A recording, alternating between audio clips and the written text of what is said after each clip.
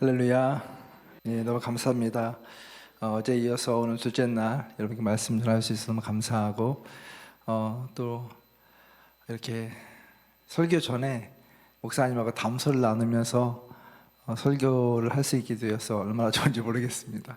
여러분께 드시는 동안에 또 교회에 대해서 이야기하고 또 우리 목사님은 이 전략인지는 모르겠는데 교회 자랑을 엄청 많이 하세요. 성도인들 자랑을 엄청 많이 하세요. 아까도 앉으셔가지고 우리 성도인들 중에서 정말 단 한 분도 힘들게 하시는 분이 없고 튀는 분이 없고 너무나 이렇게 순종적이고 너무 좋은 성도들이 모여있는 교회라고 얘기하시는데, 제가 이제 그게 사실인지 이렇게 얼굴 스캔을 하고 있거든요. 네, 정말 그러네요. 네. 옆에 있는 분에게 이렇게 인사하면 좋겠습니다. 당신 때문에 행복합니다 하고 인사하시죠. 아멘. 우리 한 번 더 인사할 때 당신은 거룩한 하나님 나라의 제사장입니다 하고 인사하시죠. 당신은 거룩한 하나님 나라의 제사장입니다. 아멘. 기도하겠습니다. 살아계신 아버지 하나님, 오늘 이 시간에도 저희에게 주 앞에 나올 수 있는 기회를 주시고 또 우리의 호흡을 주시며 우리의 생명을 다하여서 하나님을 바라보며 또 갈망할 수 있도록 은혜 주시니 감사합니다. 하나님, 이 시간 우리가 다른 은혜 구하지 않고 정말 주님의 은혜를 구할 수 있도록 도와주시고 주의 임재와 주의 말씀 가운데 반응할 수 있는 우리 모두가 될 수 있도록 역사하여 주시옵소서. 감사함이 예수님의 이름으로 기도합니다. 아멘. 아멘. 우리가 세상을 살아가면서 우리가 누구인가라고 하는 것을 아는 것은 굉장히 중요한 것입니다. 내가 누구인가라고 하는 것을 알 때 우리는 삶의 방향과 목적을 허비하지 않고 바른 삶을 살 수가 있게 되는 것이죠. 저는 중학교 2학년 이제 될 때, 중학교 1학년 겨울방학 때 수련회를 가가지고 거기서 하나님을 인격적으로 만났습니다. 그리고 그때부터 내 마음 가운데 주님의 종이 되면 좋겠다 하는 그런 소원이 있었습니다. 근데 참 신기하게도 제가 고등학교 3학년 때 저희 학교 이제 저희 반에서 제가 서기를 맡았었는데, 서기를 맡으면 뭘 하느냐면 아이들의 그 생활 기록부를 볼 수가 있어요. 근데 저도 제 개인의 생활 기록부를 처음 보게 된 거예요. 근데 그 생활 기록부가 중학교 1학년 때부터 고등학교 3학년 올 때까지 거기에 이 학생의 인적 사항이 적혀 있는데 성적도 다 나와 있고, 그리고 이 학생이 꿈이 뭔지 그런 게 다 기록이 되어 있는 거예요. 제가 두 가지 놀랐는데, 첫 번째는 저의 성적을 보고 깜짝 놀랐습니다. 너 공부 진짜 열심히 안 했구나 놀랐고, 두 번째 진짜 놀란 건 뭐냐면 장래 희망란이 있잖아요. 장래 희망란에 이렇게 매 학기마다 선생님이 글씨를 썼는데 1학년 때 제 꿈이 목사였더라고요. 2학년, 중학교 2학년 때 꿈이 목사, 중3 때 꿈이 목사, 고1 때 꿈이 목사, 고2 때 꿈이 목사, 고3 때 꿈이 뭐였을까요? 어떻게 아셨어요? 네. 제가 중학교 1학년 때도 고3 때까지 꿈이 목사였더라고요. 제가 너무 놀란 게 뭐냐면 저는 꿈이 진짜 많았거든요. 이것저것 하고 싶은 게 진짜 많았었는데 가만히 생각해 보니까 매 그 겨울방학 때마다 교회 수련회를 가가지고 그때 은혜 받아갖고, 그때는 학기 초에는 꿈이 목사였던 거예요. 그리고 중간에 막 방황하고 그러다가 이제 제가 그걸 보면서 하나님께서 이런 은혜를 주셨구나 이런 생각을 하게 되었어요. 그런데 이제 중학교 2학년 때인가 3학년 때인가 이제 새벽 예배를 가가지고 기도를 하고 있는데 그날따라 이제 하나님께 깊이 기도를 했습니다. 그러면서 하나님, 제가 앞으로 목사가 되고 또 목사가 되고 나면 저를 미국에 보내주세요. 그러면 제가 미국에서 공부를 해서 하나님의 이름을 정말 당당히 전할 수 있는 그런 사람이 되고 싶어요. 그렇게 기도를 했던 기억이 나요. 그런데 그러면서 제 마음가운데 어떤 게 있었냐면, 내가 진짜 훌륭한 목사가 되면, 내가 정말 훌륭하고 정말 하나님께 쓰임받는 목사가 되면 언젠가 내가 태어났던 내가 자랐던 이 교회에 와서 강사로 설교를 한번 할 수 있지 않을까, 그러면 내가 정말 성공한 목사가 되겠다. 이런 생각이 들었거든요. 그리고 이제 오랫동안 잊고 있었죠. 정말 하나님께 저를 미국에 보내주셨고 거기서 공부를 하게 하셨고, 그리고 미국 땅에서 25년이 넘는 시간 동안 이렇게 공부하고 사역하고 할 수 있게 하시면서 어느 날 이제 정신을 차리고 보니까 정말 제가 세계 여러 곳을 다니면서 말씀을 전하고 있더라고요. 그리고 아직까지 제 모교에는 못 갔어요, 사실은요. 아직까지 제 모교에는 못 갔는데 제가 공부했던 신학대학교에서도 설교를 하고, 또 정말 전 세계로 다니면서 수많은 교회에서 말씀을 전할 수 있는 기회를 주시면서 하나님께서 정말 너무 신실하게 저의 삶을 붙잡아 주셨고 또 축복해 주셨다는 생각을 하게 되었어요. 내가 만약에 이 길을 가지 않고 내가 어떤 목적을 갖고 살아야 된다고 하는 것을 알지 못했다면 아마 저의 삶은 굉장히 다른 그런 삶을 살았을 것입니다. 근데 제가 이 말씀 드리는 이유는 뭐냐면, 제가 이렇게 잘 됐습니다, 이 얘기를 드리는 게 아니에요. 그런데 저희 어머니를 생각해 봤어요. 저는 나의 부르심을 생각하면서 내가 목사의 길을 걷고 또 유학을 가고 학위를 마치고 교수가 되고 뭐 여러 가지 사역을 하면서 뭔가 그럴싸한 그런 삶을 살고 있으면서 저의 삶을 보세요, 하나님 정말 살아계세요, 하나님 날 이렇게 인도해 주셨어요 라고 이야기할 수 있겠지만 우리 엄마의 삶은 어땠을까? 왜냐하면 저희 어머니는 정말 평범하고 너무 어려운 그런 삶을 사셨어요. 저희가 어릴 때 시골에 살다가 초등학교 제가 6학년 때 서울로 이렇게 이사를 왔는데 지금도 기억이 나는 게 너무 큰 충격인 거예요. 왜냐하면 시골에 살 때는 그래도 저희 집도 있었고 마당도 있었고 또 어떤 공간이 있었는데 서울에 딱 오자마자 저희 집이라고 하는 곳을 딱 갔더니 정말 그 조그마한 집에 방 한 칸짜리에서 저희 아버지, 어머니, 누나, 저 넷이 거기서 거해야 되는 거예요.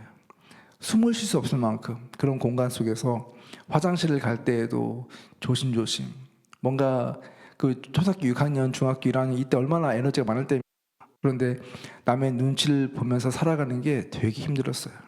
근데 더 힘들었던 건 뭐냐면 이제 그런 저희 가정을 돌보기 위해서 어머니가 일을 하셨는데 뭐 그때는 서울에 와서 생존을 해야 되니까 닥치는 대로 일을 하셨던 것 같아요. 그런데 항상 보면 밤을 새면서 일을 하셨거든요. 밤을 새면서 뭔가를 만들고 그것을 또 납품을 하고 이런 일을 하셨는데 보면 정말 항상 눈이 피곤하고 힘든 그런 상황 가운데 있었는데, 제가 이제 어느 날 어머니 일하는 데 가가지고 엄마 좀 자고 해, 좀 쉬어, 그러면 저희 어머니께서 나는 괜찮아, 네가 있으니까 괜찮아, 이런 얘기를 많이 하셨던 기억이 나요. 그러면서 어머니가 선교적인 그런 삶 가운데서 그가 어떤 하나님의 붙드심에 의해서 살아갔을까, 그의 삶을 평가한다고 했을 때 아마 세상적으로 볼 때는 내놓을 게 아무것도 없는 그런 삶을 살았다고 생각이 들어요. 그러나 제가 어머니의 삶을 보았을 때는 너무 놀라운 것이 뭐냐면, 그렇게 피곤하고 어려운 가운데서도 주님을 향한 그 사랑, 그리고 늘 일을 마치면 교회 가서 기도를 하시고 또 그리고 새벽 예배를 갔다 오셔서 제 머리맡에 엎드리셔서 기도하셨어요. 근데 기도하실 때마다 저희 가족을 위해서 기도하고, 또 저희가 이제 사남매인데 누나 셋과 아들 제가 하나가 있는데 누나들의 이름을 불러서 기도하고, 또 제 머리맡에서 항상 저의 이름을 불러가면서 기도를 하셨어요. 그러면서 이렇게 기도하셨어요. 하나님, 제 하나밖에 없는 아들 하나님께 드립니다. 하나님, 제 아들을 사용해 주세요. 이렇게 기도를 했거든요. 근데 그때는 굉장히 제가 좀 짜증이 났어요. 왜냐면 내 인생을 왜 엄마 마음대로 하나님께 드리고 말고야, 뭐 이런 생각 했었는데 그 어머니의 그 기도 있잖아요. 이 아들을 향한 그 사랑과 하나님을 향한 그 믿음을 가지고 저의 인생을 드렸을 때 하나님께서 사실은 제가 이렇게 활동하고 사역하는 이런 것들이 내가 똑똑하고 잘나고 노력해서가 아니라 그 어머니에 의해서 나의 인생이 이렇게 풀리고 또 하나님의 일을 감당할 수 있다고 하는 것을 저는 정말로 믿음으로 고백할 수밖에 없는 거예요. 왜냐면 저는 알잖아요, 다른 사람은 몰라도.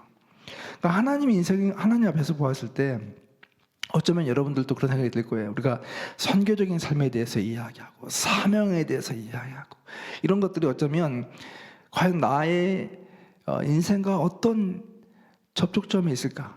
나는 정말 한계가 많은 삶을 살고 있고 나는 정말 너무나 할 수 있는 능력이 없고 나이도 많이 들고 이제는 뭔가 그런 여지가 없는 그런 삶을 살고 있다고 생각할 수도 있을 거예요. 그러나 여러분 생각해 보십시오. 여러분이 하나님 앞에서 드리는 여러분의 기도와 또 여러분의 작은 그런 헌신들 그리고 하나님을 향해서 하는 그 작은 움직임과 몸짓들이 사실은 당장 여러분의 눈앞에 크게 보이지 않을 수 있어도 하나님께서 보실 때는 그걸 너무나 귀하게 여기실 것이라고 하는 것입니다. 여러분 그건 너무너무 귀한 것입니다. 하나님의 역사는요 항상 눈에 보이지 않는 그 작은 여인들의 기도 그리고 정말 하나님 앞에서 신음하며 드리는 그 눈물은 그 기도를 통해서 하나님이 역사하셨고 그 기도가 쌓이고 쌓여서 거대한 운동이 되고 그런 역사가 이루어진다고 하는 것을 우리가 믿어야 된다고 하는 것입니다. 오늘 말씀 제목이 뭐냐면 하나님 나라의 살아있는 비밀인데 사실 하나님 나라의 비밀은 무엇일까요? 하나님 나라의 비밀은 어떤 특별한 전략이나 방법론이 아니에요. 하나님 나라의 이 놀라운 비밀은 이렇게 작고 보잘것없는 사람들을 하나님이 귀히 여기신다 하는 것입니다. 여러분 하나님 나라의 비밀을 이야기할 때 예수님이 우리에게 가르쳐주신 비유가 있잖아요. 하나님의 나라는 이와 같다. 하나님의 나라는 마치 뭐와 같아요? 겨자씨와 같다. 겨자씨와 같이 작은 것이 하나님의 나라인 것처럼 보이는데 그 작은 것들이 땅에 떨어져서 자라고 나무가 되고 그리고 이거 잎사귀가 열리면 거기서 많은 새들이 와서 쉼을 얻고 또 놀라운 열매를 맺게 된다고 하는 것이 주님 말씀하신 하나님 나라의 비밀입니다. 그렇기 때문에 지금 당장 우리가 어떤 가시적인 그런 성과나 열매가 없다 할지라도 우리는 하나님 나라의 씨를 뿌리는 사람들이고 하나님 나라의 씨를 통해서 하나님이 앞으로 우리가 상상하지는 못할 그런 놀라운 그런 역사들을 펼치실 것이라고 하는 그런 믿음을 우리가 가져야 된다고 생각합니다. 여러분의 자녀들 또 우리의 손자 손녀들 우리 다음 세상 생각할 때 그 씨를 뿌리는 작업을 누가 하냐면 바로 우리가 하는 거예요. 누가 하는 겁니까? 우리가 하는 거예요. 목사님이 하는 게 아니에요. 우리가 하는 거예요. 우리 교회 공동체에서부터 먼저 다음 세대와 우리 자녀들을 귀하게 여기고 그들에게 믿음의 씨앗을 전수해주고 그들이 자랄 수 있는 토양을 만들어주는 이런 것들이 너무너무 중요하다고 하는 것이죠. 오늘 말씀을 시작하면서 제가 여러분에게 이런 질문을 한번 던지고 시작하고 싶어요. 만일 우리 교회가 사라진다면 이것은 선교학적으로 굉장히 중요한 질문입니다. 특히 선교적 교회를 이야기할 때 우리가 꼭 생각해 보아야 될 질문입니다. 우리 교회가 만약 내일 아침에 눈을 떴는데 하루아침에 사라졌을 때 과연 주변 사람들의 반응은 어떨 것인가 라고 하는 것입니다. 여러분 어떠세요? 우리 대성교회가 내일 갑자기 사라졌어요. 이 지역에서. 그럼 어떤 일이 발생할까요? 사람들이 너무 좋아가지고 막 신이 나서 드디어 교회가 없어졌다 뭐 이럴까요? 아니면 대성교회가 갑자기 없어졌지 너무 아쉬워 뭐 이렇게 할까요? 제가 목사님하고 이렇게 이야기를 나누면서 몇 가지 힌트를 얻게 되었는데 대성교회가 없어지면 아쉬워할 사람이 되게 많다는 걸 알게 되었어요. 누가 아쉬워하냐? 일단 애들이 아쉬워할 것 같아요. 왜냐면 여기 여름마다 주는 그 아이스크림, 그죠? 아이스크림을 못 주는 없으면 아이들이 불편하지 않을까요? 애들이 되게 기다리지 않을까요? 또 택배 기사 아저씨들 여기 와서 운전하고 가다가 오셔서 물도 먹고 얼음도 먹고 또 얻고 또 아이스크림도 먹었던 택배 기사 아저씨들도 되게 아쉬워할 것 같아요. 또 주변에 인근에 있는 교회들도 되게 아쉬워할 것 같아요. 왜냐하면 올해 여러분들이 그 영어 성경 캠프를 했잖아요, 그렇죠? 9개 교회가 모여서 그 캠프를 했는데 거기에 함께 연합했던 교회 목사님들과 또 그 아이들도 되게 아쉬워할 것 같아요. 너무너무 중요한 질문입니다. 만약 우리 교회가 이곳에서 어떠한 역할을 하고 어떤 영향력을 미치고 있는가? 단지 우리가 많은 사람들이 모여서 우리 교회가 거대한 성을 쌓고 거대한 교회가 되고 유명한 교회가 되는 것이 좋은 교회가 아니라 사실은 하나님께서 원하시는 교회라고 하는 것은 그 교회가 있는 그 지역사회에서 이웃들에게 주변 사람들에게 어떠한 영향력을 미치는가 이것이 너무너무 중요한 이야기가 되는 것이죠. 그렇지만 제가 오늘 한 교회를 소개하려고 하는데, 제가 이제 미국에 목사님들이 오시면 꼭 모시고 가는 그런 교회가 있는데, 저희 집 근처에 있는 교회였습니다. 크리스천 어셈블리라고 하는 교회인데, 여러분 보시면 알겠지만 교회가 굉장히 역동적이고 또 아름다운 그런 교회입니다. 제가 이 교회를 주목하게 된 건 뭐냐면, 성도들이 많이 모이고 또 큰 교회이기 때문이기도 하지만, 이 교회 역사가 무려 제가 연구를 시작해서 110년이 됐었거든요. 지금은 120년이 넘은 교회가 되었어요. 근데 120년이 넘는 이 역사 가운데서 너무 놀랍게도 교회가 계속해서 성장을 하고 있는 겁니다. 그럼 되게 신기한 거 아닙니까? 보통 교회들이 역사가 50년, 60년 되면 사실 교회들이 어떤 성장의 추진력을 잃어버리고 동력을 상실할 때가 되게 많거든요. 근데 이 교회를 보니까, 이 교회는 처음에 이탈리안 그 이민자들이 와서 세운 조그만 교회였는데, 이 교회가 성장하고 성장하면서 이제 2,000명, 3,000명, 거의 4,000명까지 가는 이런 교회로 성장을 하게 되었어요.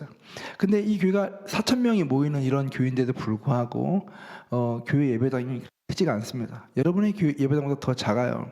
그 예배당에는 한 400명 정도 들어갈 수 있는 그 예배당인데, 여기서 모일 수가 없어서 옆에 있는 공간을 만들어서 트고 이렇게 해서 예배를 드리는 그런 교회입니다. 근데 왜 이 교회는 이렇게 많은 사람들이 모이는데 대형 교회로 건물을 짓지 않고 이렇게 불편한 그런 예배를 드리면서 교회를 계속 유지하고 있을까? 이런 질문이 이제 제게 들게 되었던 것이죠. 그래서 이 교회를 여러 번 가서 예배도 참석하고 또 목사님과 인터뷰도 하고, 그러면서 제가 썼던 책의 첫 번째 교회 케이스로 이 교회 이야기를 다뤘어요. 근데 이 교회가 한 가지 정말 중요한 것은 뭐냐면, 역사 속에서 너무나 아름답게 리더십이 계승되는 것을 보았습니다.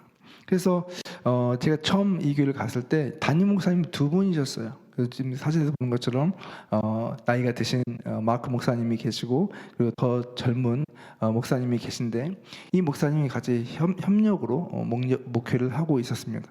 목사님이 은퇴를 한 10년쯤 앞두고 있었는데, 이 젊은 목사님이 교회 파트타임으로 왔는데 너무 사역을 잘하는 거예요. 그래가지고 목사님이 이 목사님을 놓치면 안 되겠다. 그래서 이제 막 신학교도 막 졸업하지 않은 이 젊은 목회자에게 같이 담임 목사하자고, 그래서 공동으로 담임 목회를 시작을 했습니다.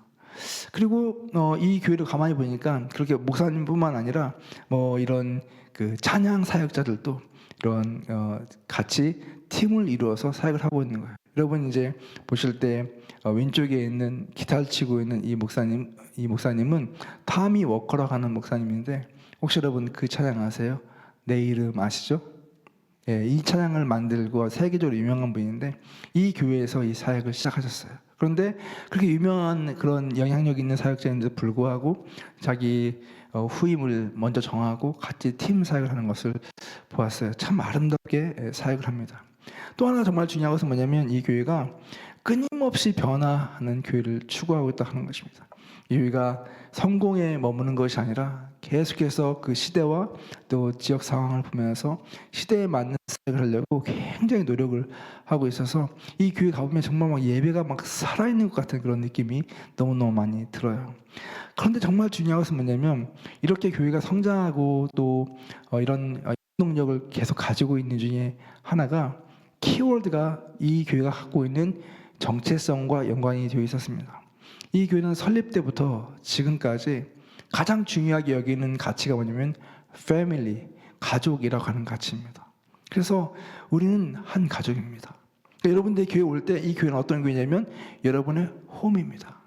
여러분이 그냥 교회 와서 예배를 드리러 왔다 가는 게 아니라 여러분의 영적인 고향, 여러분의 영적인 집에 와서 아버지를 만나고 함께 식구들을 만나는 그런 공간입니다. 이렇게 하면서 이 교회의 정체성을 이제 계속 유지해 가는 거예요. 가족으로서의 어떤 정체성을 유지해 가는 겁니다. 그래서 여러분, 이 교회는 특징이 뭐냐면, 모든 예배를 가잖아요. 그러면 모든 성도들이 예배당 앞에서 그 종이 스티커에다가 자기 이름을 써야 됩니다. 펜으로 자기 이름을 쓰고 여기 가슴에다가 이렇게 자기 이름을 붙여요. 사실 이게 얼마나 낭비예요, 여러분. 그냥 플라스틱으로 만들어갖고 자기 거 쓰면 되는데, 이 교회는 매주마다 모든 예배 때마다 거기 스티커를 가지고 자기 이름을 쓰고 자기 네임택을 붙입니다. 모든 사람이 다 똑같이. 어떤 사람은 플라스틱을 가지고 있기 때문에 난 이 교회 오래 다니는 사람이야, 난 이 교회 장로야, 이게 아니고 모든 사람이 다 똑같이 종이에다가 자기 이름을 쓰고 붙여서 누구를 만나든지 그 사람의 이름을 부르면서 웰컴을 해주고 함께 교제를 나누는 그런 교회예요. 그러니까 제가 한국 목사님들을 모시고 이 교회를 가면 목사님이 한결같이 하는 말이 뭐냐면, 교회가 크고 사람이 많은데 너무 따뜻하다는 거예요. 서로 배려하고 용납하고 받아주려고 하는 그런 수용성이 되게 많다는 것을 알게 되었어요. 또 하나 너무너무 중요한 것은 뭐냐면, 이 다음 세대에 대한 그 가치를 갖고 있다고 하는 것이죠. 이 교회가 가지고 있는 가장 중요한 것, 공동체와 다음 세대에 대한 그런 가치를 가지고 있는데, 제가 여기 와서도 좀 신기한 게, 우리 아이들도 이렇게 예배를 이렇게 드리고 있는 것을 보면서 제가 너무 감사하더라고요. 근데 이 교회는 주일 예배는 아이들 예배가 없습니다. 미국 교회니까 가능할 수 있겠지만 어른 예배에 모든 아이들이 와서 같이 예배를 드리고, 아이들은 주중에 예배를 이렇게 따로 드려요. 근데 제가 오늘 목사님하고 얘기하면서 정말 그 감동받은 것 중 하나가 뭐냐면, 여러분 기도 많이 또 하신다고 그러잖아요. 제가 그 얘기를 듣고 나도 미국 가서 꼭 이거 해봐야겠다 이런 생각을 하게 되었어요. 근데 이 교회가 잘하는 건 뭐냐면, 이 아이들을 품는 거예요. 어른들이 아이들을 품는데 코칭을 해주고 아이들을 사랑해 주는데, 그냥 말로만 사랑하는 게 아니라 시즌을 정해서 어른들이 아이들을 자기 집으로 초청을 합니다. 그래서 아이들 오면 거기서 음식을 잘 그리고 아이들에게 음식을 이렇게 제공하고 같이 밥을 먹으면서 같이 교제를 하는 거예요. 그러니까 이 아이들이 교회 오면 인사할 어른인 거죠. 인사를 하고 자기를 알아봐주는 그런 식구들이 있기 때문에 이 아이들이 이 교회는 남의 교회가 아니라 내 교회이고 우리 교회다라는 인식을 갖고 있는 거예요. 그렇게 해서 이 교회가 어른부터 시작해서 아이들까지 같이 예배를 드리고, 또 뭐 찬양도 할 때 보면 이 찬양팀이 어른들만 쓰는 게 아니고 중등부 아이들, 고등부 아이들, 또 심지어 초등학교 아이들까지 찬양팀 멤버로 나와서 같이 찬양을 부릅니다. 이럴 때 굉장히 중요한 게 하나 있어요. 뭐냐면, 아이들이 어른들에게 맞춰서 예배를 드리는 게 쉬울까요? 어른들이 아이들에게 맞춰서 드리는 게 더 쉬울까요? 어른들이 아이들 눈높이에 내리는 게 더 쉽죠. 그래서 이 교회를 보게 되면 찬양도 같이 부를 수 있는 찬양을 같이 부르고, 아이들이 찬양대에 섰을 때 아이들이 인도를 하면 어른들이 거기에 호응을 해줘. 그러니까 이 교회 예배가 아이들도 와서 예배를 드릴 수 있는 그런 예배가 되는 것이죠. 너무나 아름다운 그런 공동체. 또 하나 정말로 이 교회가 계속 성장하는 이유 중에 하나는 뭐냐면, 그 내면적인 그런 공동체로서도 너무 좋은 그런 모임을 가지고 있지만 지역을 향한 선교적 사역을 정말 열심히 하고 있다는 것입니다. 몇 해 전에 너무 어려운 시절에 미국의 ABC, 뭐 LA 타임스 이렇게 메인 그런 그 매체에서 이 교회를 탑 뉴스로 다뤘어요. 그 뉴스가 뭐냐면, 이 교회가 그 놓여 있는 그 지역 사회가 그렇게 이제 부유한 곳이 아니고 또 가난한 사람들이 많은 그런 곳이었는데, 이 성도들과 이 지역 사람들을 이렇게 연구하다 보니까 너무나 많은 빚을 지고 살아가고 있는 것을 보게 되었어요. 특별히 이제 병원에 가서 의료 빚을 지고 있는 사람들이 너무 많아서 생활이 어렵다고 하는 것을 알게 되면서 이 교회가 주변에 있는 교회들과 함께 연합을 해서 그 의료 빚을 갚아주는 일을 하기 시작했습니다. 그래서 이때는 무려 530만 불, 우리 돈으로 이야기하면 한 70억 원 정도 돈을 들여서 그 이웃에 있는 사람들의 의료 빚을 다 갚아주는 일을 하게 되었어요. 그리고 이제 여러 번 그 사역을 반복해서 하면서 이 지역 사람들에게 정말 이 교회가 단지 좋은 예배를 드리는 교회가 아니라 이웃들의 그런 아픔과 또 문제를 알고 그것을 치유하고 함께 하려고 하는 그런 교회라고 하는 것을 알게 된 것이죠. 여러분 한번 생각을 해보십시오. 만약에 교회가 정말 이 지역사회에서 꼭 필요한 교회, 사람들이 이 교회를 정말로 필요로 하는 교회로 여기고 싶다면, 교회는 이 지역 사람들의 아픔과 또 문제와 고민을 알아야 돼요. 그리고 그것을 예수님의 눈높이로, 예수님의 손길로 어루만져주고 또 함께하게 될 때 거기에는 감동이 있을 것입니다. 지금 말한 것처럼 여러분들도 아마 지금 역사가 몇 년 되셨죠? 내년이 75년도, 와, 75년도 대단한 교회네요, 여러분. 75년도, 여러분들 뭐 이런 그 굴곡이 있었겠지만 이렇게 아름답게 성장해가는 모습을 보면서 곧 있으면 이 크리스천 어셈블리 교회처럼 될 것 같습니다. 근데 여러분, 이런 교회가 되기 위해서 우리가 바른 방향으로 나아가고 있다고 하는 건 너무 고마운 일이고요.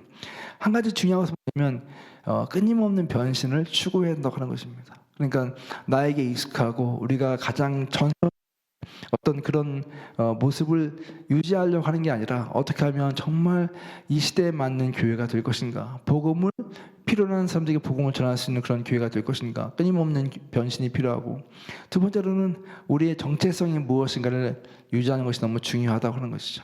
우리 교회의 정체성.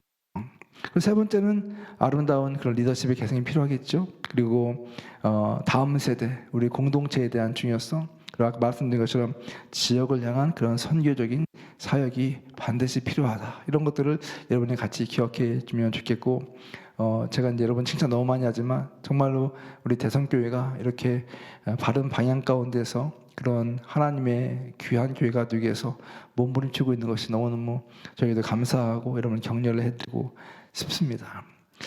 어제 말씀드리면서 우리가 이제 그런 삶을 살고 선교를 감당한다고 할 때 가장 중요한 것이 무엇인가라고 할 때 그것은 하나님의 부르심과 그 부르심에 우리가 응답하는 것이다 라고 이야기를 드렸습니다. 하나님의 부르심에 응답하는 교회, 하나님의 부르심에 반응하는 교회, 그런 성도가 될 때 우리는 주님이 기뻐하시는, 주님이 원하시는 그런 사명을 이루어갈 수 있다고 하는 것이죠. 그런 측면에서 볼 때 가장 중요한 것은 무엇입니까? 즉 우리가 어떤 존재로 이곳에 있는가라고 하는 것과 연결이 된다고 하는 것입니다. 아까 말한 것처럼 이 교회가 당장 사라진다면 이웃 사람들은 어떻게 반응할 것인가? 그 교회의 존재, 그 교회의 영향력이 무엇인가 너무나 중요한 것이고, 이것을 우리 개인에게 적용시켜 본다면 어떨까요? 우리 개인이 성도로서 어떠한 삶을 살고 있는가? 우리의 말과 행동과 우리의 이런 여러 가지 존재론적인 모습들이 주변에 있는 사람들에게 어떤 영향력을 미치고 있는가라고 하는 것을 한번 곰곰이 생각해 보아야 한다고 하는 것입니다. 자, 그래서 제가 이제 말씀을 조금 정리해 보면 이렇습니다. 어제까지 한 이야기는 여기 나와 있는 것처럼 선교는 특별한 소명을 받은 소수의 사역이 아니라 예수를 주로 고백하는 모든 그리스도인들의 사명입니다. 아멘. 네. 그리고 이 선교는 지금 우리가 살고 있는 이곳에서부터 이루어져야 합니다. 라고 하는 이야기를 드렸어요. 아마 여기 여러분들 다 동의하실 것입니다. 맞죠? 예, 바로 우리가 살고 있는 이곳에서부터, 나로부터 시작되어진다라고 하는 것을 우리가 이해하고 있어요. 근데 이제 여기에 한 가지가 딴지를 걸도록 하겠습니다. 자, 교회를 오래 다닌 사람이라면 사실 누구나 상식적으로 알만한 주장이에요. 이제 교회는 건물이 아니고 교회는 사람이고 또 우리는 제사장이고 보냄받은 선교사입니다. 이 이야기는 교육을 통해서 누구든지 알 수 있는 이야기예요. 그런데 선교를 나의 이야기로 받아들이고 나의 삶 가운데서 실행하는 일은 현실에서 잘 발생하지 않는다고 하는 것입니다. 이게 우리의 고민인 것 같아요. 내가 선교사이고 선교적 삶을 살아야지라고 하는 그 당위성과 또 그 내용은 알겠는데 실제로 내 삶 가운데 선교적 삶을 산다는 게 그렇게 넉넉하지 않다고 하는 것은 사실 우리의 현실인 것 같습니다. 여기는 몇 가지 이유가 있습니다. 초대교회와 비교해 볼 때 오늘날 우리가 살고 있는 삶의 정황이 매우 다른 그런 정황이 있다고 하는 것을 우리가 알 필요가 있는데요. 첫 번째는 뭐냐면 외부적인 그런 변화입니다. 사실 오늘날 우리가 살고 있는 이 시대에요, 가장 위험한 유혹과 영성은 무엇이냐면 바로 소비주의라고 하는 것입니다. 우리는 너무나 자연스럽게 물질물명을 살고 20세기, 21세기에 살아가면서 우리가 소비하고 우리가 살아가는 이 삶을 너무나 자연스러운 삶의 어떤 토대로 이해하며 살고 있습니다. 그래서 우리는 뭔가를 소비하고 뭔가를 선택하고 뭐 이런 패턴으로 살아가는 게 전혀 부담스럽지 않은 것 같아요. 그런데 여러분, 많은 사회학자들이 또 선교학자들이 연구를 하면서 오늘날 시대를 분석할 때 오늘날 시대의 가장 무서운 적은 무엇인가? 특별히 교회의 적은 무엇인가, 신앙의 적은 무엇인가라고 이야기할 때 그것을 소비주의라고 이야기했습니다. 소비주의라고 하는 것은 뭐냐면 말 그대로 우리가 우리의 물질을 가지고 내가 필요한 물건을 사는 것이에요. 돈을 쓰고 또 내가 필요한 것을 얻는 것, 너무나 자연스러운 행위잖아요. 그런데 문제는 뭐냐면 이 소비주의가 너무 우리의 어떤 상식을 벗어나서 또 우리의 삶의 패턴을 무너뜨리고 있다고 하는 것입니다. 끝없는 욕망을 부추기는 거예요. 그래서 여러분, 우리의 어떤 삶의 정황을 보면 꼭 필요한 것보다 훨씬 더 많은 것을 우리가 가지고 있잖아요. 예, 여러분 정말 놀라운 게 뭐냐면 마켓에 가보면 똑같은 품질의 어떤 그 물건들이 있는데 수십 가지가 놓여져 있어요. 그리고 그 가운데서 우리를 이제 유혹하는 것이죠. 나를 구입해 주세요. 나를 소비해 주세요. 그럼 우리는 그것을 구입을 하고 또 얼마 지나고 나서 아직 다 끝나지 않았는데 또 소비를 하고 또 소비를 하고, 이것이 어떻게 보면 우리 삶 가운데서 어떤 풍부한 물질 가운데 살아가는 것인데, 문제는 뭐냐면 이렇게 돈을 가지고 뭔가 내가 필요한 걸 사용하고 이런 이 소비 문화가 우리의 어떤 삶의 이대 올리기가 된다고 하는 것입니다. 그래서 내가 누구인가라고 하는 것이 뭘로 증명이 되냐면 내가 무엇을 소비하고 있는가와 증명이 되는 것입니다. 내가 어떤 집에 살고 있고 내가 어떤 차를 타고 어떤 물건을 내가 소비할 수 있는 사람인가가 어쩌면 나의 정체성이 되는 시대를 살아가고 있는 거예요. 제가 이제 지난주에 논산에서 집회를 하고 왔잖아요. 논산에서 이제 집회를 하고 왔는데, 논산은 이제 아무래도 좀 지방 도시니까 사람들이 굉장히 수수해요. 근데 서울에 올라와서 제가 누구를 만날 일이 있어서 이게 강남에 갔는데, 거기는 뭐 완전히 옷차림부터 시작해가지고 이 겉모습이 너무 다른 거예요. 제가 똑같이 한국인데 여기 와서 지방에 있다가 서울에 올라와서 강남에 있는 한 좋은 백화점에 가서 그 모습을 보고 순간 자각이 들었어요. 야, 똑같은 시대를 살아가고 있는 사람들인데 어떤 사람은 굉장히 수수하게, 어떤 사람은 머리부터 발끝까지 명품으로 완전히 피부도 너무너무 반짝반짝 빛나가지고 어떻게 관리를 하면 좋게 될까? 내가 물어보고 싶을 정도로 너무 이렇게 관리 잘하는 그런 사람들이 질비하더라고요. 물론 그 자체가 나쁜 것은 아니겠지만 그만큼 우리의 시대가 이런 소비에 의해서 자기 어떤 정체성이 결정되는 그 시대를 살고 있거든요. 문제는 뭐냐면 이런 것들이 우리 영적인 생활에도 영향을 미친다고 하는 것 아니겠어요? 오늘날 교회를 보게 되면 교회를 소비하는 사람들이 되게 많습니다. 신앙을 소비해요. 무슨 말입니까? 신앙생활이라고 하는 것은 나를 지으신 하나님 앞에서 우리의 삶을 드리고 하나님이 기뻐하시는 삶으로 우리의 전 존재를 드리는 것이 신앙생활인데, 언제부턴가 사람들이 교회를 소비합니다. 내가 원하는 교회, 나에게 맞는 교회, 내 마음에 드는 교회를 찾기 시작하고 교회를 쇼핑하는 것이죠. 그리고 그렇게 내 필요를 채워줄 수 있는 그런 교회가 좋은 교회인 것처럼 이해가 되고 있는 것이죠. 어제 목사님이랑 또 저도 마찬가지로 이야기하면서 여러분께 너무 죄송해요, 이런 선교적인 메시지, 불편한 메시지를 전해서 너무 죄송해요 이렇게 이야기했잖아요. 근데 가만히 생각해보면 왜 죄송해야 되죠? 기분 나쁜 거예요. 왜요? 이것은 주님께서 우리에게 하신 명령인데 주님이 하신 말씀을 전하면서도 내 마음이 불편하다고 하는 것은 뭔가 문제가 있는 거 아닙니까? 여러분, 예수님께서 이 땅에 오시면 예수님은 우리에게 뭐라고 말씀하셨을까요? 예수님이 우리에게 주셨던 그 예수님 하시는 설교는 어떤 말씀일까요? 예수님은요 뭐라고까지 이야기했냐면 그 당시에 믿음이 제일 좋다고 여기는 사람들이, 신앙생활을 제일 잘한다고 하는 바리새인들에게 독사의 자식들아 이랬어요. 그럼 예수님은 어쩌면 우리가 눈에 보이는 우리 눈에 볼 때 정말 신앙생활을 잘하고 정말 좋은 성도로 여기는 사람들조차도 예수님 눈높이에는 양이 차지 않은 거예요. 예수님은 우리의 삶을 관통하시고 있기 때문에 정말 우리의 삶의 목적과 방향이 하나님 나라에 맞춰져 있는가, 거기에 관심이 있는 거죠. 얼마나 많은 사람들을 모이고 얼마나 좋은 건물에 모이고 얼마나 좋은 서비스를 제공하고 여기에 예수님은 전혀 관심이 없어요. 예수님은 성도 한 사람 한 사람이 정말 하나님을 만나고 하나님의 자녀로서 나의 삶을 살아가고 있는가, 나의 부족하고 연약함에도 불구하고 하나님을 위해서 살려가는 그런 몸부림이 있는가? 마치 두 동전을 하나님께 드리면서 부끄러워했던 그 여인을 향해서 예수님이 그 여인을 칭찬했던 것처럼 내가 얼마나 많이 가지고 있는가가 아니라 내 마음의 중심에 주님이 있는가?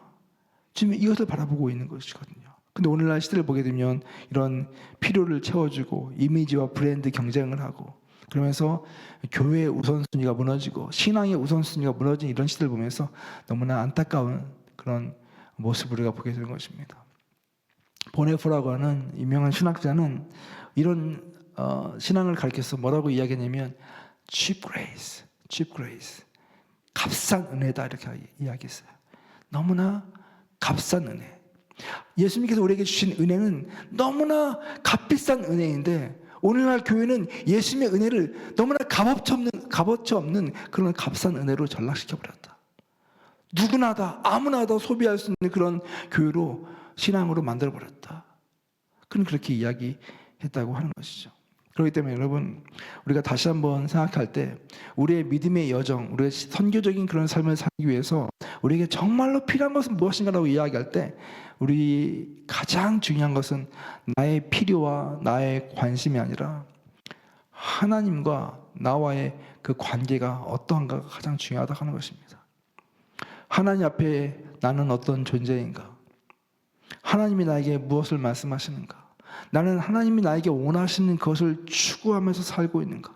내가 기도할 때마다 하나님의 음성에 귀를 기울이고 하나님의 그 뜻에 내 마음에 전율이 오고 하나님이 나를 이끌어 가시는데 내가 반응하는 그런 삶을 살기 위해서 몸부림치고 있는가? 사실은 이것이 선교적 여정의 가장 기본적이고 가장 중요한 출발점입니다. 내가 무엇을 하는가? 내가 무엇을 해야 되는가? 이것은 사실 여러분 중요한 게 아니에요. 정말 중요한 것은 무엇입니까? 하나님이 오늘 나에게 무엇을 말씀하시고 나에게 무엇을 기대하고 있는가? 우리 교회 공동체에 하나님 무엇을 원하시고 무엇을 기대하고 있는가라고 하는 거기에 우리의 안테나를 맞추고 그리고 하나님 그 뜻에 순종하려고 하는 것이 가장 중요한 출발점이 된다고 하는 것입니다.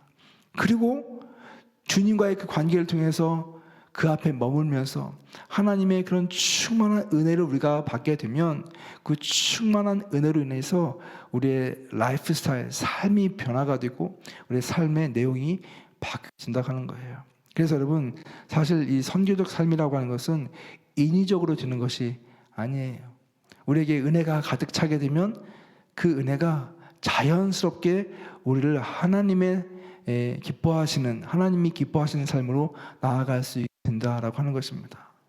그래서 혹시 여러분 가운데서 이 말씀이 너무나 부담이 되고 난 선교사 살기 힘든데 이런 사람이 있다면 여러분 안심하십시오.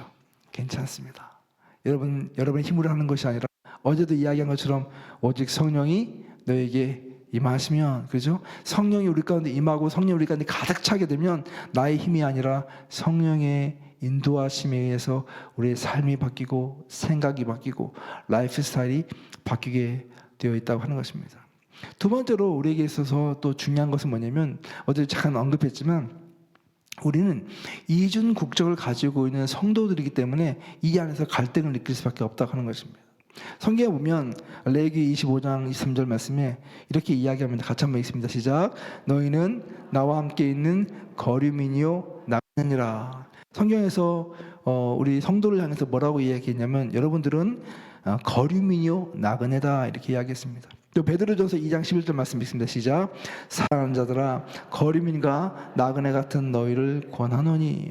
여기서 보면 신약에서도 우리를 향해서 거류민이요 나그네다 이야기했고 신약에 와서도 우리 성도를 가르쳐서 뭐라고 했냐면 너희는 거류민과 나그네와 같다 이렇게 이야기했습니다. 이 거류민이라고 하는 단어는 원어로 보게 되면 게르라고 하는 단어인데 이 게르라고 하는 단어는 시민권이 없는 사람들 이야기예요. 제가 잠깐 말씀드렸듯이 시민권이 없이 거하는 사람들은 늘 삶의 모습이 불안하고 그리고 뭔가 이렇게 내가 있어야 될 곳이 어딘가 이런 생각을 하게 되죠. 제가 미국에 살고 있지만 저는 미국에서 25년 살면서 시민권이 없는 사람입니다. 저는 영주권을 가지고 살아가고 있어요. 그러니까 영주권을 갖고 있는 사람을 영어로 에얼리언이라고 이야기하는데, 그러니까 그 외계인이 아니고요. 이 에얼리언, 그 거류민을 뜻할 때 이 에얼리언이라는 단어를 씁니다. 근데 저는 제가 왜 시민권을 안 받았냐면, 제가 충분히 자격이 되지만 한국을 자꾸 왔다 갔다 하면서 또 책도 한국 사람들을 위해서 쓰고 사역도 한국 교회를 위해서 하기 때문에 내가 미국 시민이 되면 좀 뭔가 불편할 것 같은 생각이 드는 거예요. 그래서 일부러 시민권을 안 받고 이렇게 영주권을 가지고 살고 있거든요. 그리고 하나의 불편함도 사실은 없었습니다. 그런데 이제 최근 들어서 정세가 바뀌고 정치가 바뀌면서 여러 가지 불안한 요소들이 많이 생기고 있어요. 그래서 내가 미국 시민권자가 아니지, 이런 생각을 이제 다시 깨닫게 되고 있는 것이죠. 근데 하나님께서 여러분 우리 성도들 향해서 뭐라고 이야기하고 있냐면, 너희가 이 땅에서 살아가고 있는데 너희의 정체성은 이 땅의 백성들이 아니야 라고 얘기하고 있는 거예요. 너는 이 땅에서 거류민과 나그네란다. 이 땅에 시민권을 가지고 있는 사람들이 아니란다. 그럼 여러분, 우리의 시민권은 어디에 있어요?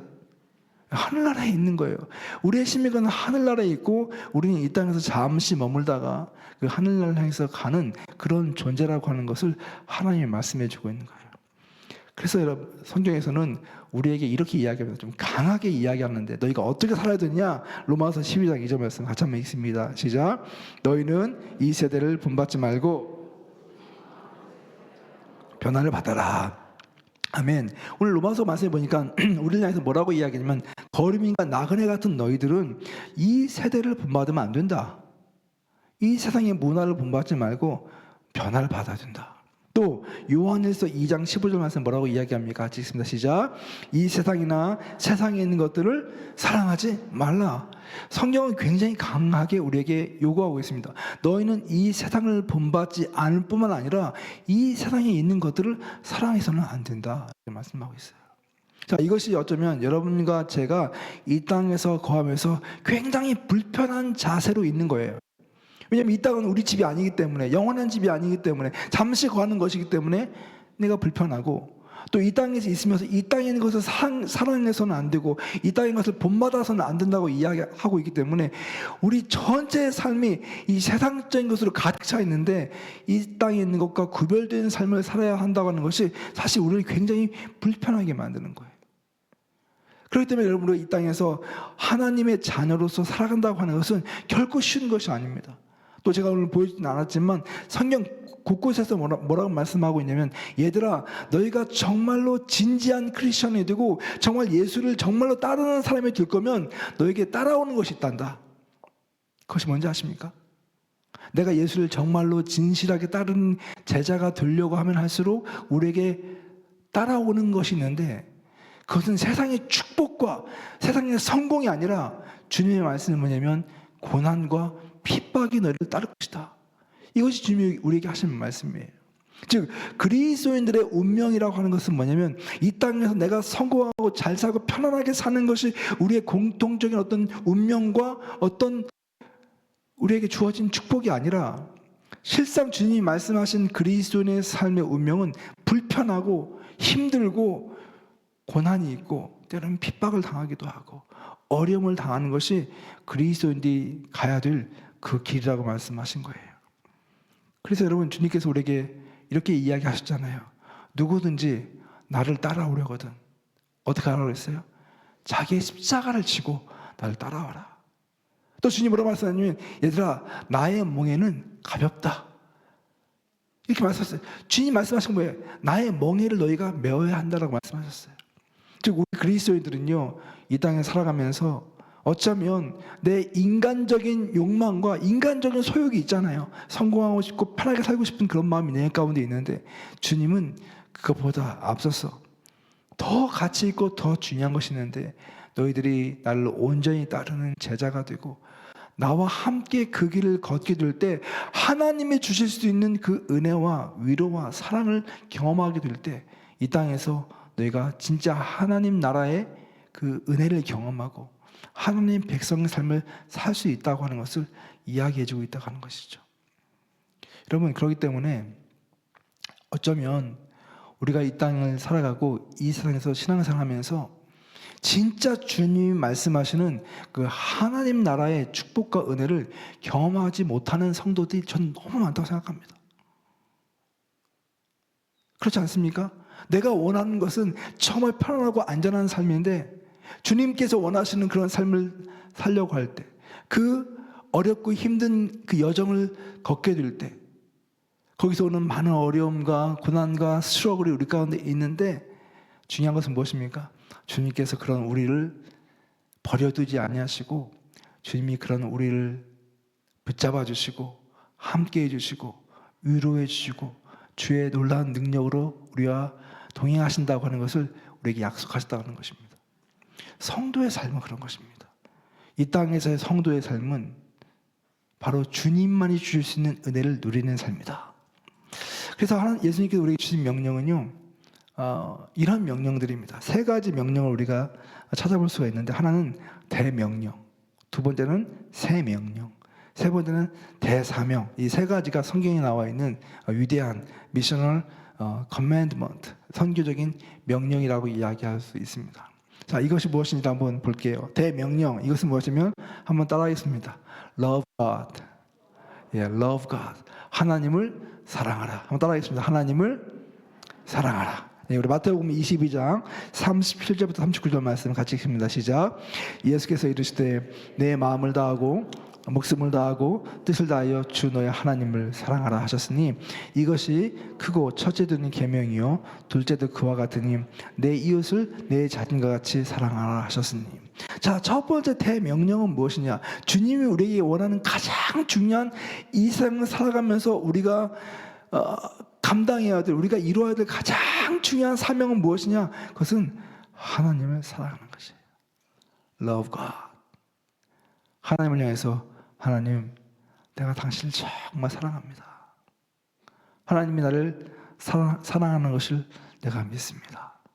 이것을 우리의 매일매일 삶 가운데서 고백이 되어야 한다고 하는 것입니다. 너무 좋지 않습니까?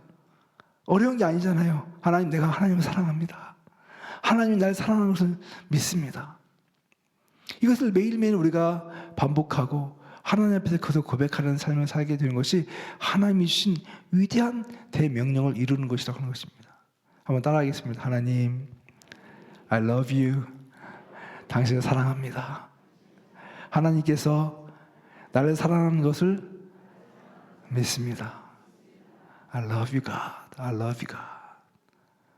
여러분, 매일 아침마다 눈을 뜨면 먼저 분주한 하루를 생각하면서 많은 고민들이 있잖아요.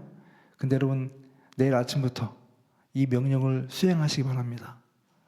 눈을 뜨면 I love God. 하나님 사랑합니다. 이거 좋지 않습니까?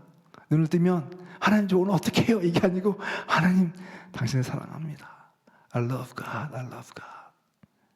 너무너무 좋은 이 명령을 주님이 우리에게 주셨다고 하는 거예요. 두 번째는 무엇일까요? 두 번째는 새 명령입니다. 우리 요한복음 13장 34절 35절 말씀입니다. 같이 읽습니다. 시작. 새 계명을 너에게 주노니 서로 사랑하라. 내가 너희를 사랑한 것 같이 너희도 서로 사랑하라. 너희가 서로 사랑하면 이로써 모든 사람이 너희가 내 제자인 줄 알리라. 아멘. 그럼 두 번째 주님이 주신 새 명령은 뭐예요? 서로 사랑하라. Love each other. Love each other. 주님이 우리에게 주신 명령은 어려운 게 아니에요. 하나님을 사랑하고, 두 번째로 너희들 서로 사랑해야 된다 라고 이야기하는 거예요. 여러분, 교회 와가지고 자꾸 목사님들이 설교할 때 옆에 있는 분에게 인사하세요, 사랑합니다 이렇게 시키면 여러분 좋아요? 힘들어요? 좋아요? 예, 좋으면 다시 옆에 있는 분에게 한번 얘기하시죠. 당신을 사랑합니다 한번 인사하시죠. 당신을 사랑합니다. 사랑합니다. 여러분, 너무너무 귀하잖아요. 우리가 정말 사랑받는 존재인데, 하나님께서 우리를 너무 사랑하셔서 이 땅에 우리를 보내셨는데 그 사랑을 경험하지 못하고 알지 못하는 사람이 얼마나 많이 있습니까? 이 교회에 있는 성도들 가운데서 사랑이 결핍되어 있는 사람이 얼마나 많아요. 또 이 교회 처음 나오는 사람들 가운데서 하나님의 사랑을 알지 못하고 성도의 사랑을 알지 못하는 사람이 얼마나 많아요. 그런데 이곳에 왔을 때 여러분들이 옆에 있는 사람을 향해서 정말 내가 당신을 사랑합니다 이렇게 인사해주면 얼마나 좋겠어요. 근데 사랑합니다 얘기하면서 내가 당신을 사랑합니다 이러면 좋겠어요, 안 좋겠어요? 안 좋죠. 근데 정말 따뜻한 그 미소를 통해서 내가 정말 당신을 사랑합니다. 그 미소만 봐도 너무 좋지 않습니까? 저는 여러분들이 옆에 있는 분들하고 이렇게 인사할 때 보면요, 너무 기분이 좋아요. 왜냐면 인사할 때 보니까 인상 쓰면서 인사하는 사람이 한 명밖에 없더라고요. 대부분의 사람들은 너무 환한 미소로 당신을 정말 사랑합니다. 여러분, 예수님이 우리에게 하신 말씀에 너희가 사랑하는데 하나님만 사랑하는 게 아니라 너희들 스스로 사랑해라. 초대교회 성도들은요, 이 말씀을 생명처럼 여겼습니다. 그래서 너무 사랑해서 내가 가지고 있는 물질을 팔아서 가난한 사람들에게 나눠주는 삶까지 살았어요. 그러니까 얼마나 서로 사랑했는지. 정말 그들은 가족이었기 때문에. 그렇기 때문에 여러분, 너무 교회가 커도 안 돼요. 너무 교회가, 제가 아는 어떤 목사님이요, 강남에 있는 어느 큰 교회에 가서 예배를 드리고 와서 하늘을 푹푹 쉬는 거예요. 그래서 왜요? 그랬더니 그렇게 몇만 명이 모이는 교회에서 예배를 드렸는데 자기가 교회에서 예배 드린 것 같지가 않대요. 그래서 왜요? 그 교회에 뭐 유명한 목사님 있고 유명한 찬양팀이 있고 뭐 성가대도 수백 명 있고 뭐 엄청나잖아요. 그랬더니 그분 하는 말이 뭐냐면, 성도들이 교회에 오는데 그 1시간짜리 예배를 드리기 위해서 성도들이 구름처럼 와서 딱 앉아서 목사님 설교 딱 듣고 예배 끝나자마자 바로 또 구름처럼 빠져나가는 모습을 봤다는 거예요. 와서 옆에 있는 사람하고 단 한마디 얘기도 안 하는 거예요. 왜? 옆에 있는 사람하고 이야기하면 불경건한 거예요. 근데 여기서는 밥을 먹네. 그죠? 여기는 빵을 먹고 떡을 떼네, 예배 시간에. 그죠? 그러니까 여러분, 만약에 뭐 몇만 명 모이는 교회도 그렇게 했다가는 아마 신문에 날지 모르겠어요. 이 교회는 예배 시간에 빵을 먹더라. 뭐 이런 거. 근데 여러분, 진짜 가족은 뭐예요? 진짜 가족은 서로의 허물을 오픈하고 허물을 덮어주고 서로의 이름을 알고, 하나님이 우리를 사랑하신다. 어떻게 사랑하시냐면 하나님이 우리의 이름을 아신대요. 여러분, 놀라운 건 아닙니까? 이렇게 수억 명, 수십억 명의 사람들이 있는데 그 많은 사람들이 있음에도 불구하고 하나님이 여러분과 저의 이름을 아신대요. 그것은 무엇입니까? 단지 우리의 이름을 알고 있는 것이 아니라 우리의 성품과 우리의 생각과 우리의 고민과 우리의 아픔과 우리의 내면의 모든 것을 주님은 알고 계시다고 하는 걸 말씀하시잖아요. 하나님 우리를 사랑하시는데 그냥 수많은 사람들 가운데 한 사람을 사랑하는 게 아니라 나라고 하는 한 사람을 인격적으로 그분은 대우해 주시고 나라고 하는 그 한 사람의 전체를 그분은 사랑해 준다고 하는 것입니다. 그래서 하나님의 사랑이 위대한 것입니다. 여기서 말하는 서로 사랑하라라고 하는 것은 무엇입니까? 단지 우리가 그냥 외적으로 내가 당신을 사랑합니다라고 하는 그런 제스처와 말로 끝나는 게 아니라 진짜 그 하나님의 사랑을 가지고 나와 형제된, 나와 자매된 우리 성도님들을 내 몸처럼 사랑하고 그들의 아픔을 가지고 같이 아파할 수 있는 그런 성도, 같이 기뻐해 줄 수 있는 그런 성도의 공동체가 너무너무 중요하다. 그리고 그것이 교회다. 주님 말씀하고 있는 거예요. 세 번째 명령은 무엇일까요? 세 번째 명령이 있습니다. 이것은 대사명인데 우리가 어제도 읽었지만 우리 마태복음 28장 19절부터 20절 말씀 읽습니다. 시작. 그러므로 너희는 가서 모든 민족을 제자로 삼아 아버지와 아들과 성령의 이름으로 세례를 베풀고 내가 너에게 분부한 모든 것을 가르쳐 지키게 하라. 볼지어다 내가 세상 끝날까지 너희와 항상 함께 있으리라 하시니라. 아멘. 이 대사명은 무엇이냐면 Love the world. 세상을 사랑하라라고 하는 것입니다. 자, 첫 번째 대명령 무엇입니까? 하나님을 사랑하라. Love God. 두 번째 새 계명은 무엇입니까? 서로 사랑하라. Love each other. 세 번째 대사명은 무엇입니까? Love the world. 세상을 사랑하라. 요한복음 3장 16절 여러분 다 메모라이즈 하시죠? 하나님이 세상을 이처럼 사랑하사 독생자를 주셨으니. 여러분, 하나님께서 세상을 이처럼 사랑하셨는데 우리 제자된 예수 그리스도의 제자들에게 하신 말씀이 무엇이냐면 너희가 세상을 이렇게 사랑해야 된다.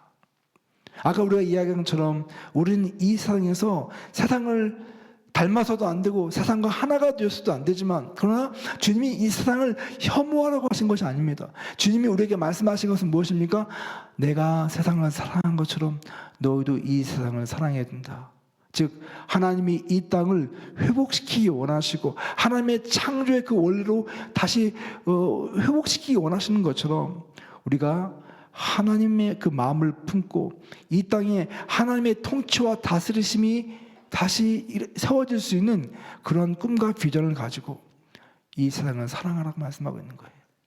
그렇기 때문에 여러분, 교회가 지역을 사랑하고 이웃들을 사랑하고 또 약한 자들을 섬기고 하는 이런 것들이 왜 중요합니까? 하나님의 명령이기 때문에 그래요.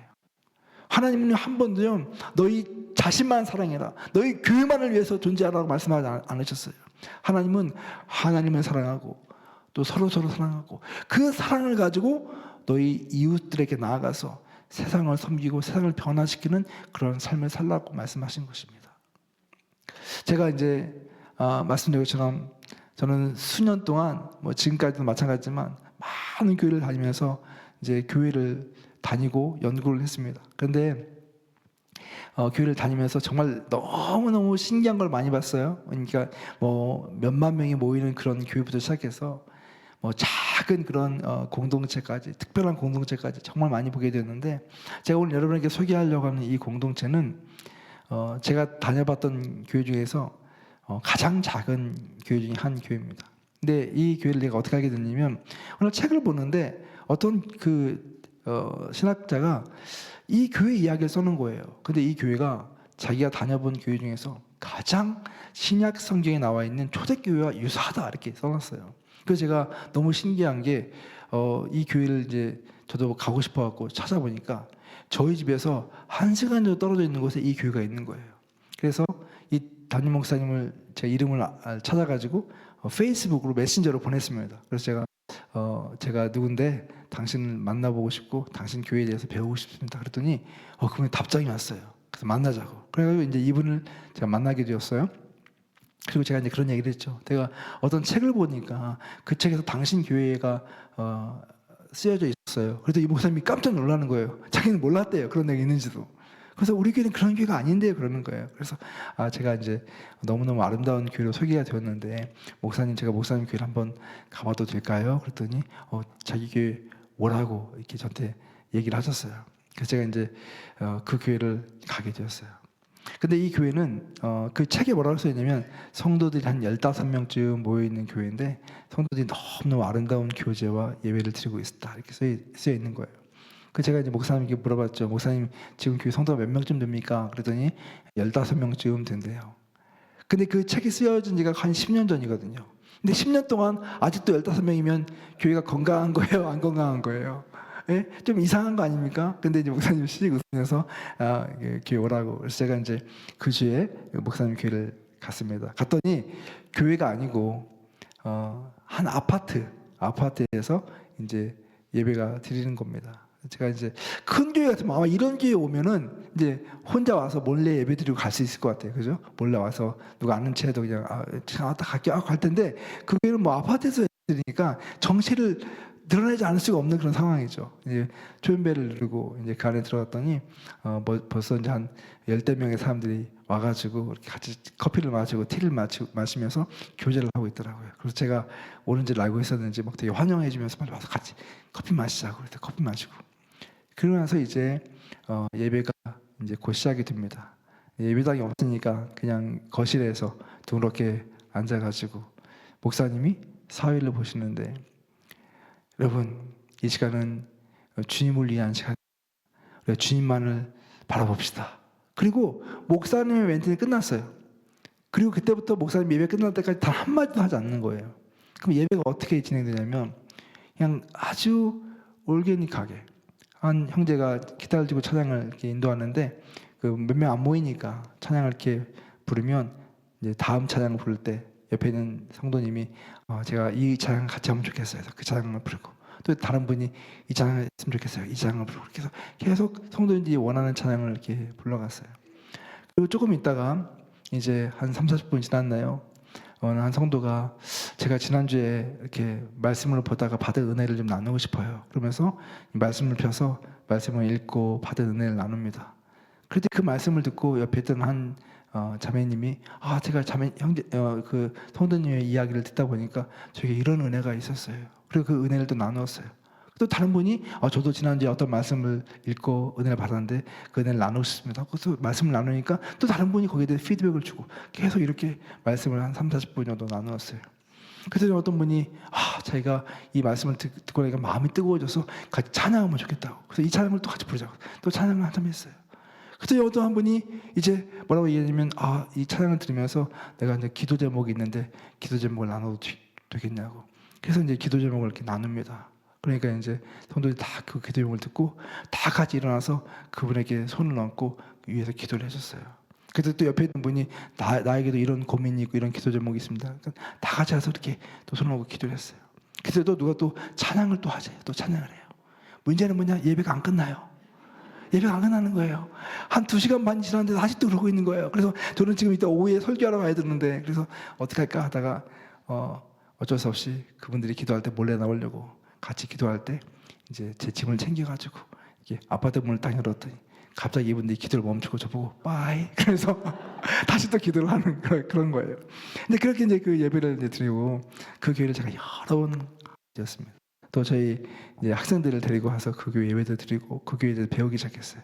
제가 그 교회에서 예배 드리는 장면을 잠깐 스케치했는데 보고 그리고 이야기를 이어가도록 하겠습니다.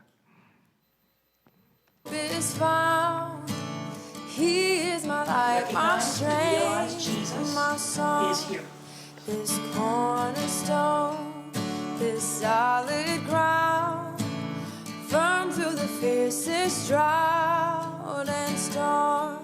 What heights of love, what depths of peace, when fears are still, when striving cease, my comforter, my all in all. Here in the love of Christ I stand. Oh,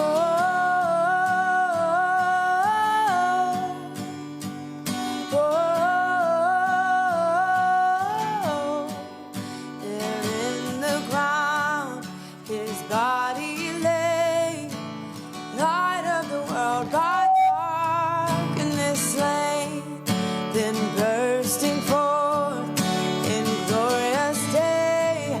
Oh, up from the grave he rose again, and as he stands in victory, since curse has lost its grip on me, for I am his and he is mine, bought with the precious blood of Christ.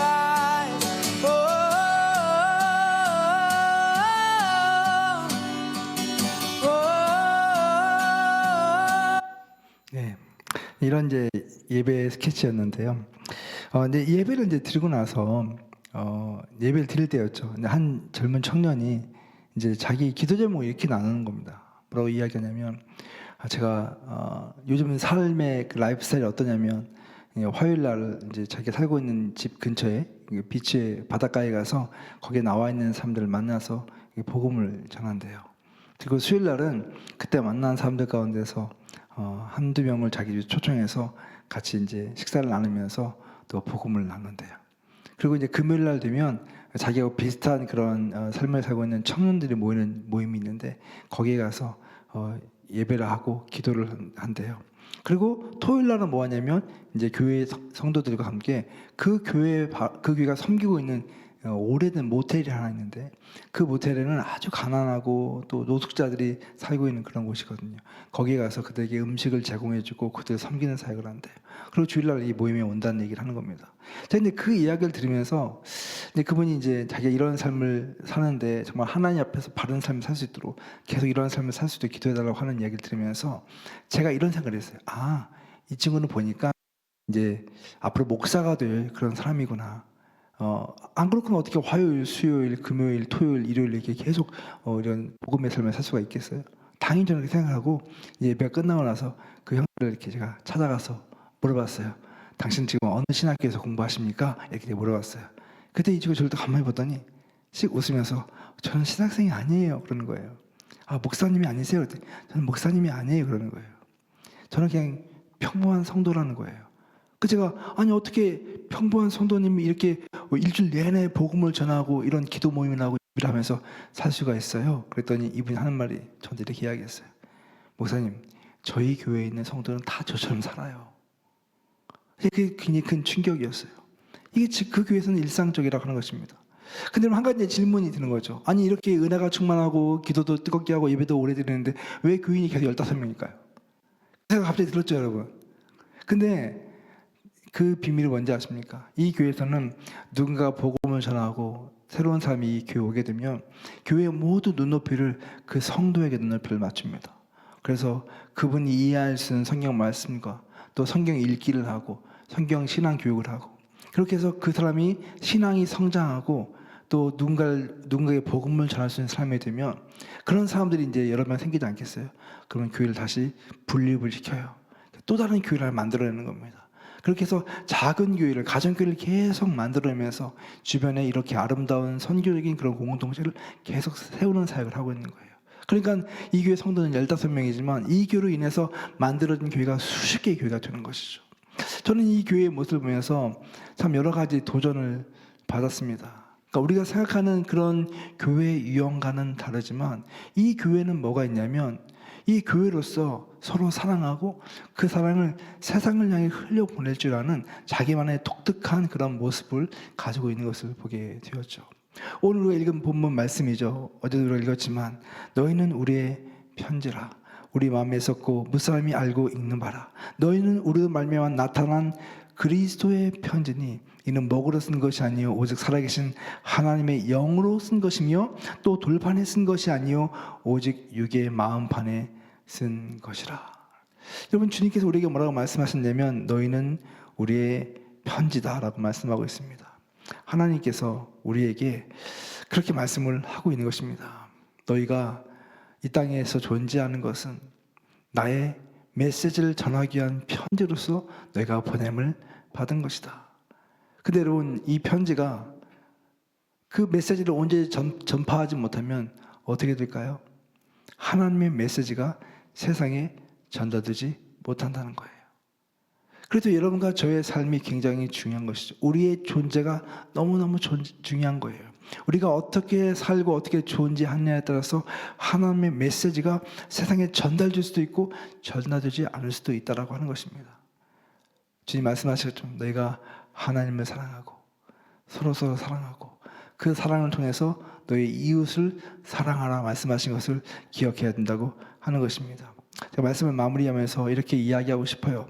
교회엔 이제 이런 선교적인 그런 삶을 그 사랑을 나타내는 방식이 필요한데요. 오늘날 우리는 이것을 환대라고 하는 용어로 표현합니다.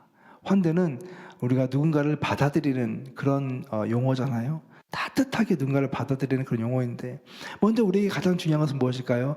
교회 안에서의 환대가 필요합니다. 그래서 이 교회는 정말로 믿지 않는 사람들을 향해서 열려있는 공동체 그리고 그 신앙이 연약한 사람들을 위해서 우리의 눈높이를 맞출 수 있는 그런 공동체가 되어야 한다고 하는 것입니다. 여러분 교회가 오래되면요 이렇게 한 50년, 60년, 70년쯤 되잖아요. 그럼 교회가 어떤 교회가 되는지 아세요?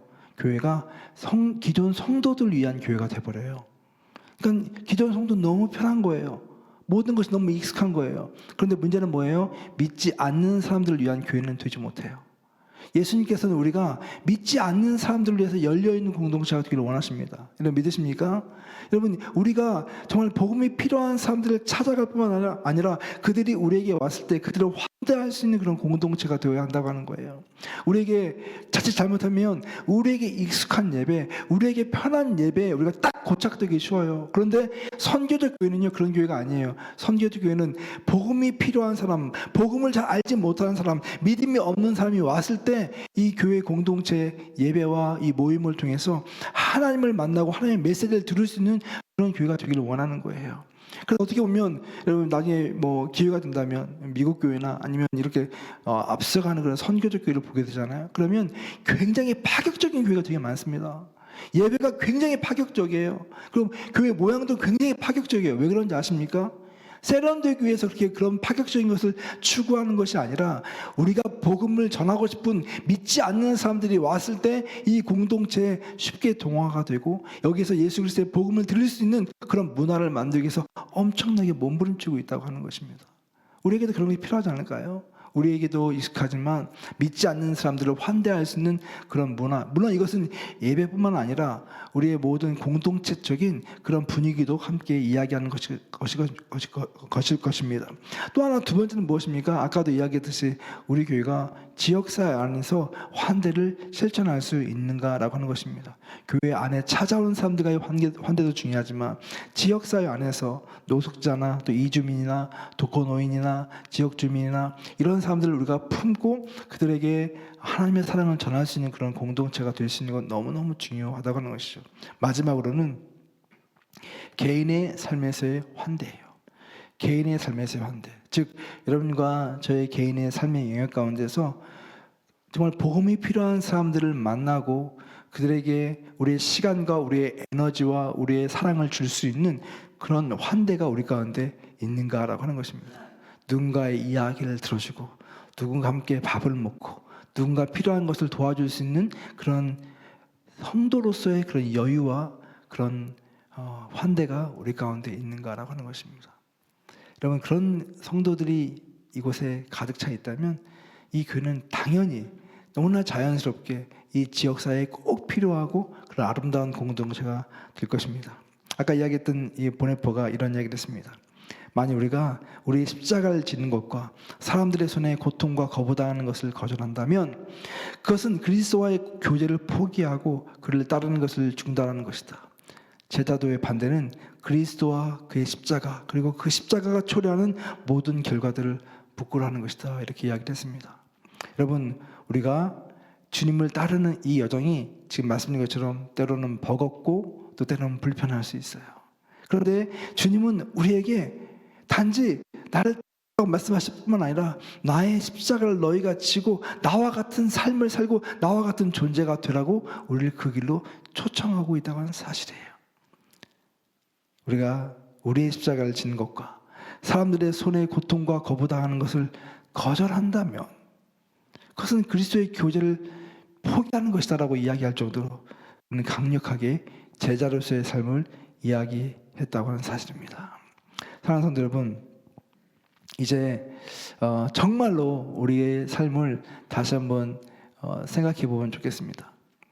내가 예수 그리스도의 제자로서 정말 주님이 기뻐하시는 그런 삶의 여정을 걷기로 작정하고 이 세상이 주는 이 세상이 말하는 그런 메시지에 현혹되지 않고 또 이런 소비주의에 물들지 않고 정말 예수 그리스도의 십자가를 바라보며 따라갈 수 있는 그런 거룩한 성도의 삶을 살기로 우리가 작정하고 결심할 수 있다면, 그래서 우리의 기도가 주님, 나의 인생을 통해서 주님의 영광을 나타낼 수 있는 삶이 되게 하여 주시옵소서.